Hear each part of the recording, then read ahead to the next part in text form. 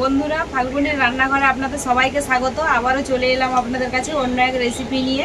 তো আজকে আমি উচ্ছে এমনভাবে বানাবো যে উচ্ছে তেতো লাগে বলে অনেকেই খেতে চায় না, বিশেষ করে বাচ্চারা তো খেতেই চায় না। তাই আজকে আমি উচ্ছেটা এমনভাবেই বানাবো যে তেতোও লাগবে না, খেতেও কিন্তু অসাধারণ স্বাদ হবে। তো কিভাবে বানাবো আপনারা ভিডিওটা প্রথম থেকে শেষ অবধি দেখতে থাকুন আর আমার সাথে থাকুন। তো উচ্ছেটা আমি এখানে এইভাবে লম্বা লম্বা করে কেটে নিয়েছি। তো উচ্ছেটার মধ্যে এখন লবণ হলুদ মাখিয়ে নেব। লবণ, হলুদ গুঁড়ো, লবণ আর হলুদটা উচ্ছের মধ্যে আমি খুব ভালো করে এইভাবে মেখে এখন উচ্ছেটাকে রেখে দেব। উনুনটাও আমি ধরিয়ে দিয়েছি, কড়াইটা বসিয়ে দেব উনুনে। কড়াইতে দিয়ে দেব সরষের তেল। তেলটাও খুব ভালোভাবে গরম হয়ে গেছে। এরপর লবণ হলুদ মাখানো উচ্ছেগুলো ভেজে নেব। তো উচ্ছে থেকে কতটা জল বেরিয়েছে, এই জলটা কিন্তু আমি নেব না। আপনারাও এইভাবে আগে থেকে উচ্ছেতে লবণ হলুদটা মাখিয়ে নেবেন, তাহলে জলটা কেটে বেরিয়ে যাবে। এই জলটা কেটে বেরিয়ে গেলে কিন্তু তেতোটা লাগবে না। এরপর আমি উচ্ছেটাকে কিন্তু ভালো করেই ভেজে নেব।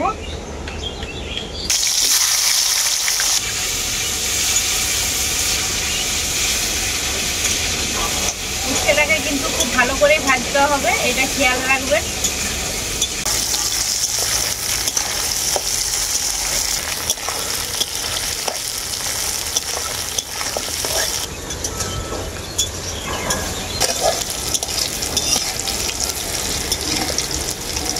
উচ্ছেগুলোকে আমি খুব ভালো করে ভেজে নিয়েছি, এখন তুলে নেব।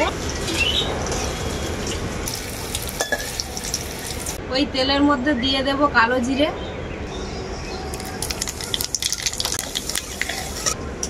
কালো জিরাটাকে আমি খুব ভালো করে ভেজে নিয়েছি। এরপর আমি এর মধ্যে দিয়ে দেব কেটে রাখা আলু। আজকে আমি উচ্ছের এই রেসিপির মধ্যে আলুও দেব।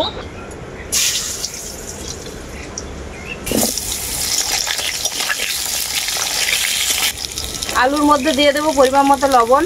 আলুটাকে খুব ভালো করে ভেজে নেব। আর আলুর সাইজও কিন্তু উচ্ছের এই রেসিপির জন্য লম্বা লম্বা করে কেটে নিয়েছি।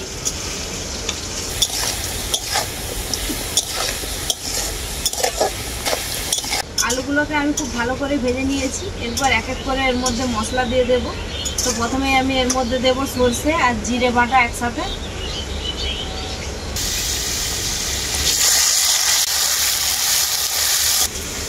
সরষে আর জিরেটাকে আমি আলুর সাথে খুব ভালো করেই ভেজে নেব।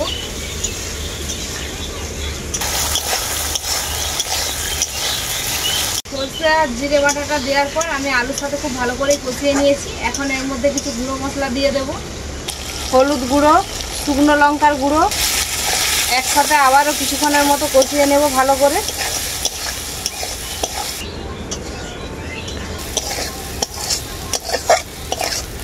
গুঁড়ো মশলাটা দেওয়ার পর একসাথে মশলাটাকে আমি আবারও খুব ভালো করে কষিয়ে নিয়েছি। এরপর আমি দিয়ে দেব পরিমাণ মতো জল।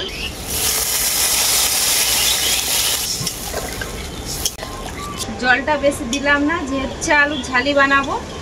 এরপর আমি ঝোলটা খুব ভালো করে ফুটিয়ে নেব। জল দেওয়ার পর ঝোলটাকে আমি খুব ভালো করে ফুটিয়ে নিয়েছি। এরপর এর মধ্যে দিয়ে দেবো ভেজে রাখা উচ্ছে।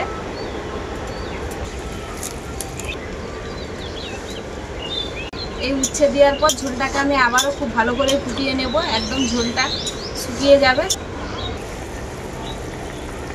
উচ্ছেটা দেওয়ার পরে ঝোলটাকে আমি আবারও খুব ভালো করে ফুটিয়ে নিয়েছি। তো এখন উচ্ছে আলুর ঝালের রেসিপিটা আমার পুরোপুরিভাবেই রেডি, নামিয়ে নেব।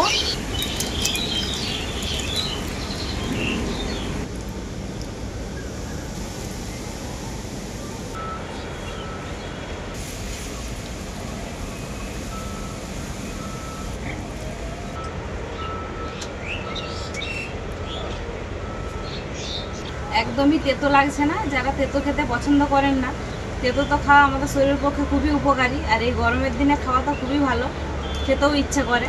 তো যারা একদমই তেতো খেতে পছন্দ করেন না, তারা এইভাবে বানিয়ে একবার হলেও খেয়ে দেখবেন। একদমই তেতো লাগবে না, খেতে খুবই ভালো লাগে এইভাবে উচ্ছে আলুর ঝাল। বিশেষ করে বাচ্চারা তো তেতো খেতে চায়ই না, আমার ছেলেও তেতো খেতে পছন্দ করেন না, কিন্তু এইভাবে আমি বানিয়ে দিই বাড়িতে, চেটে পুটে খেয়ে নেয়। বন্ধুরা, আপনারা দেখলেনই কিভাবে আমি আজকে উচ্ছে আলুর এই রেসিপিটা বানালাম। আপনারাও এইভাবে বাড়িতে বানাবেন, বানিয়ে খেয়ে আমাকে কমেন্ট করে জানাবেন তেতো লাগছে কিনা। তো ভিডিও ভালো লাগলে লাইক শেয়ার সাবস্ক্রাইব অবশ্যই করে দেবেন। প্রত্যেক দিনের মতো আজকেও বলছি, আপনারা ভালো থাকবেন, সুস্থ থাকবেন, নিজেদের খেয়াল রাখবেন। আবার দেখা হবে পরবর্তী ভিডিওতে নতুন কোনো রেসিপি।